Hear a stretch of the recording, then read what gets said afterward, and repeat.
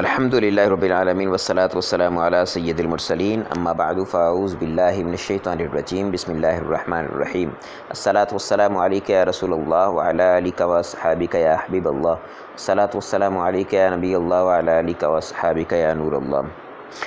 سبق نمبر 32 ہے الدرس ثانی والثلاثون، مفعول لہو اور مفعول معہو کا بیان ہے۔ دونوں کا بیان ایک ہی باب میں اکٹھا کیا ہے کہ سبق میں، تو مفعول لہو کے بارے میں پہلے بیان کریں گے۔ فرماتے ہیں مفعول لہو کی تعریف، کہتے ہیں کہ جس مفعول کے سبب فعل واقع ہو اسے مفعول لہو یا مفعول لاجلہ کہتے ہیں۔ جیسے قمت اکراماً، میں تعظیم کی خاطر کھڑا ہوا، تعظیم کرنے کے لیے کھڑا ہوا، تو کھڑے ہونے کی وجہ اور علت اور سبب جو ہے وہ اکرام ہے، لہٰذا اکرام جو ہے یہ قمت کامہ فعل جو ہے اس کا مفعول لہو ہوا۔ اسی طرح سے سألت جہلا، میں نے جہالت کے سبب سوال کیا، جہالت کی وجہ سے سوال کیا، تو جہلاً جو ہے یہ جہالت، یہ سألا فعل جو ہے اس کا سبب بنے گا، تو لہٰذا مفعول لہو ہوا۔ اسے مفعول لہو بھی کہہ سکتے ہیں اور مفعول لاجلہ بھی کہہ سکتے ہیں۔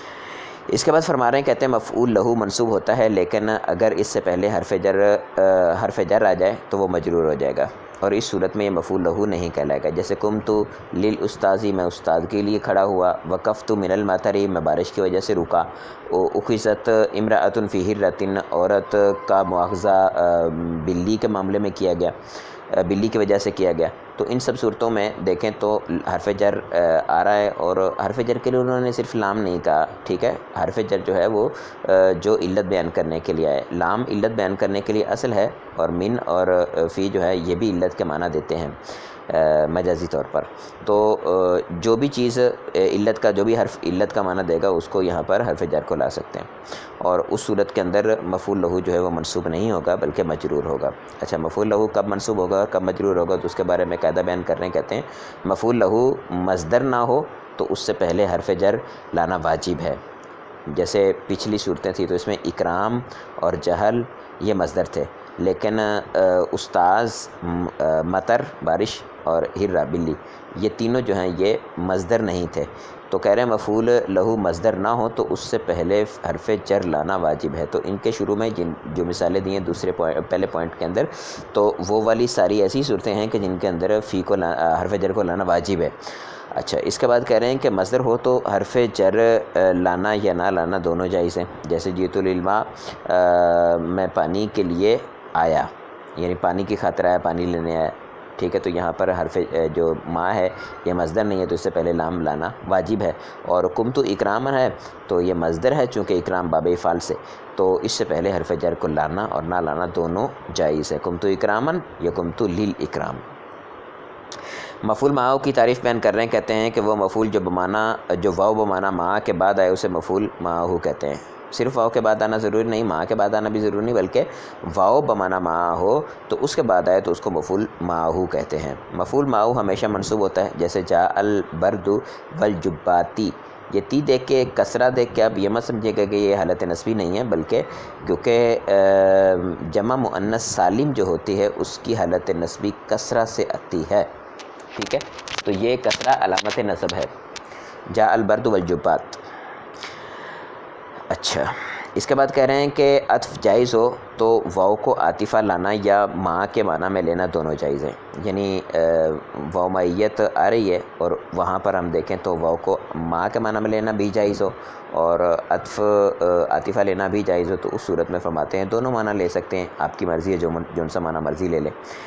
تو عاطفہ لیں گے تو بعد والا اسم اعراب میں ماقبل کے مطابق ہوگا، کیونکہ معطوف اور معطوف علیہ جو ہوتے ہیں یہ تابع اور متبوع ہیں، اور تابع کا اعراب جو ہے وہ متبوع کے مطابق ہوتا ہے، تو معطوف علیہ جو ہے اس کا جو اعراب ہوگا وہی معطوف کا ہوگا۔ اچھا، اور مع کے معنی میں لیں گے تو پھر بعد والا اسم منصوب ہوگا، کہ اس صورت میں تو وہ مفعول جو ہے معہو ہوگا، اور مفعول معہو کیا تمام مفعول جو ہے وہ حالت نصبی میں ہوتے ہیں۔ مثال دے رہے ہیں، جیسے جاء خالد و زید، اب خالد و زید اور خالد و زیدن دونوں طرح سے پڑھنا جائز ہے نحوی اعتبار سے۔ یہ کہہ رہے ہیں نا کہ جب کہیں گے ہم جاء خالد و زید تو ترجمہ ہوگا کہ خالد اور زید آئے، اور جاء خالد و زیدن تو ترجمہ ہوگا خالد زید کے ساتھ آیا۔ اور اگر عطف جائز نہ ہو، 2 نمبر پوائنٹ کہتے ہیں اگر عطف جائز نہ ہو تو واو کو بمعنی ما لینا ضروری ہے، واجب ہے۔ جیسے جاء وزیدن، اب اس مثال کے اندر جاء کے اندر ہوا ضمیر اس کا فاعل موجود ہے، لیکن چونکہ ہوا ضمیر جو مستتر فاعل ہے ضمیر مرفوع متصل ہو تو اس صورت کے اندر عطف کی صورت میں آپ کو اس کی تاکید لگا کے، یعنی جو ضمیر مستتر ہے یا بارز ہے اس کی تاکید لگائیں گے ضمیر مرفوع منفصل سے، ضمیر مرفوع منفصل سے اس کی تاکید لگانے کے بعد پھر عطف کر سکتے ہیں، ایسے عطف نہیں ہو سکتا۔ تو لہٰذا یہاں پر عطف جائز نہیں ہے، عطف نہ جائز نہیں ہے تو پھر ایک ہی صورت بچتی ہے کہ اس کو ہم مفعول معه بنا رہے تو مفعول معه بنائیں گے۔ جاء وزیدن، وہ زید کے ساتھ آیا۔ 3 نمبر پوائنٹ بیان کر رہے ہیں، کہتے ہیں جو اسم مع کے بعد آئے وہ مفعول معہ نہیں کہلائے گا، کیونکہ ہم نے تعریف کیا پڑھی تھی، وہ مفعول جو واو بمعنی مع کے بعد آئے، واو کے بعد آئے، یعنی ایسی واو کے بعد جو مع کے معنی میں ہو تو اس کو مفعول معہ کہیں گے، جو مع کے بعد آئے اس کو مفعول معہ نہیں کہیں گے۔ جیسے ذهبت مع زید، میں زید کے ساتھ گیا۔ اس کے بعد تمرینیں ہیں۔ تمرین نمبر 2 میں دیکھیں غلطی کی نشاندہی، کہتے ہیں جس کے سبب فعل واقع ہو اسے مفعول لہو کہتے ہیں، جس مفعول کے سبب فعل واقع ہو اسے مفعول لہو کہتے ہیں۔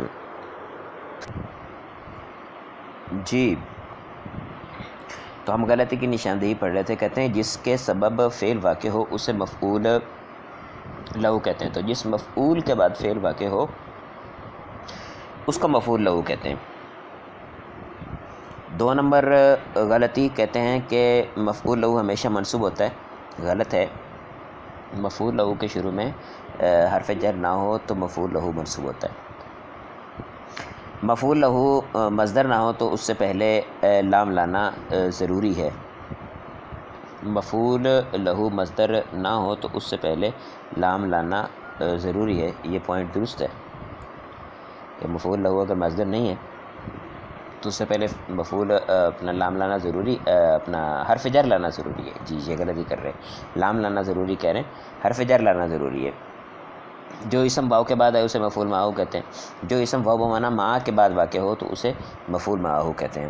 درج جملوں میں کہتے ہیں مفعول لہو مفعول معہ کو الگ الگ کیجئے۔ احمر وجہہ غضبا، اس کا چہرہ غضب کی وجہ سے سرخ ہو گیا، تو غضبا جو ہے مفعول لہو ہے۔ اکلت وزیدن، میں نے زید کے ساتھ کھایا، تو زیدن جو ہے یہ مفعول معہ ہے۔ سافرت طلبا للعلم، میں علم حاصل کرنے کے لیے، میں نے علم حاصل کرنے کے لیے سفر کیا، تو طلباً جو ہے یہ مفعول لہو ہے۔ قمت اکراما للاستاذ، میں استاذ کی عزت کے لیے کھڑا ہوا، تو یہاں پر اکرام جو ہے یہ مفعول لہو ہے۔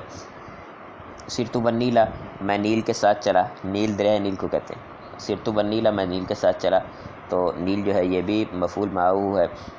آصف ذهب وزید وزاہدن، آصف جو ہے وہ زید کے ساتھ گیا، تو زاہد کے ساتھ گیا، تو زاہد جو ہے یہ مفعول معہ ہے۔ ترکت الحرام حیاء من اللہ تعالی، میں نے حرام کو اللہ تعالیٰ سے حیا کی وجہ سے چھوڑ دیا، تو حیا جو ہے یہاں پر مفعول لہو ہے۔ درج جملوں میں غلطی کی نشاندہی، کہتے ہیں نصر الرجل و ناصرن، ناصرن آ سکتا ہے یا ناصرن آ سکتا ہے۔ ناصرن ہوگا تو صورت میں عطف ہوگا، ناصرن ہوگا تو مفعول جو ہے بن جائے گا معہ۔ ناصرن کسی صورت میں بھی نہیں ہو سکتا۔ مرد نے ایک مرد نے اور ناصر نے مدد کی، ایک مرد نے ناصر کے ساتھ مدد کی، دونوں کے ترجمے ہو جائیں گے مفعول لہو اور عطف کی صورت میں۔ جئت کتاباً، جئت للکتابی، میں کتاب کے لیے آیا، کتاب لینے آیا ہوگا، دینے آیا ہوگا، جو بھی ہے، تو جئت للکتابی، میں کتاب کی وجہ سے آیا، تو کتاب کو لام لانا پڑے گا کیونکہ یہ مصدر نہیں ہے۔ اچھا، سمیت و خالدن، سمیت و خالدن، کیونکہ یہاں پر عطف جائز نہیں تو مفعول معہ ہوگا۔ میں نے خالد کے ساتھ سنا۔